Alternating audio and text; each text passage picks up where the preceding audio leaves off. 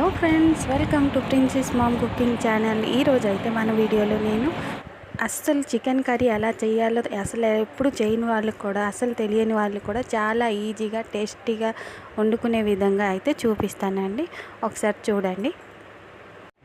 First time chicken curry చేసినప్పుడు అయితే అందరిలానే నేను కూడా చాలా కంగారు పడ్డానండి. కానీ మా నాన్నగారు అయితే చికెన్ కర్రీ చాలా పర్ఫెక్ట్గా చేస్తారండి. సో మా నాన్నగారు ఎలా చేశారో అలా కాకుండా ఇంకా సింపుల్గా ఎలా చేయాలో అయితే నాకు దగ్గరుండి నేర్పించారండి. అందువల్ల నేను ఫస్ట్ టైం చికెన్ కర్రీ చేసినప్పుడే చాలా టేస్టీగా అయితే చేయగలిగాను. సో మీరు కూడా ఇప్పుడు ఈ వీడియో చూస్తే చాలా ఈజీగా, సింపుల్గా, చాలా క్విక్గా కూడా చేసుకోగలుగుతారండి. ఈరోజు అయితే నేను 1/2 kg వరకు చికెన్ వండుకుంటున్నాను కదండి. సో దానికోసం అయితే 5 టేబుల్ స్పూన్స్ ఆయిల్ అయితే తీసుకున్నాను.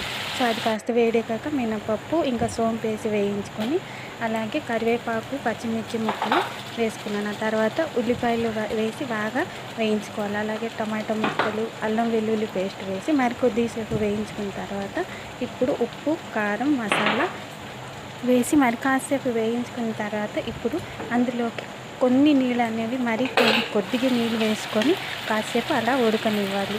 ఇలా చేస్తే మసాలా మనకి ఇలా కట్ చేసుకున్న ముక్కలతో కూడా గ్రేవీ అనేది చాలా బాగా వస్తుందండి. వేసుకున్న నీళ్ళంతా ఆరి నూనె పైకి తేలే వరకు అయితే మనం వేయించుకుంటామండి ఇక్కడ. సో ఇప్పుడు చూసారా, అలా నూనె అయితే పైకి తేలింది. ఇప్పుడు ఈ స్టేజ్లో కొద్దిగా షుగర్ అనేది యాడ్ చేసుకుంటాను. షుగర్ వేయడం వల్ల కర్రీ టేస్ట్ అయితే కొద్దిగా బాగుంటుందండి.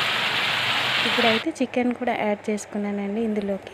ఇప్పుడు ఈ చికెన్ని శుభ్రంగా ఒకసారి కలిపేసుకుందాం. కలిపేసుకున్న తర్వాత అయితే దీన్ని కాసేపు ఒక 15 మినిట్స్ వరకు, 10 మినిట్స్ 15 మినిట్స్ వదిలేస్తే సో అందులో ఉన్న నీరంతా కూడా ఆరిపోయి ముక్క పూర్తిగా పొడిగా అయిపోవాలండి. వదిలేద్దాం. తర్వాత చూడండి అలా వేగింది. చికెన్ ముక్క అనేది బాగా వేగిపోయింది. నూనె అయితే బాగా వేగి పైకి తేలుతుంది, చూసారా.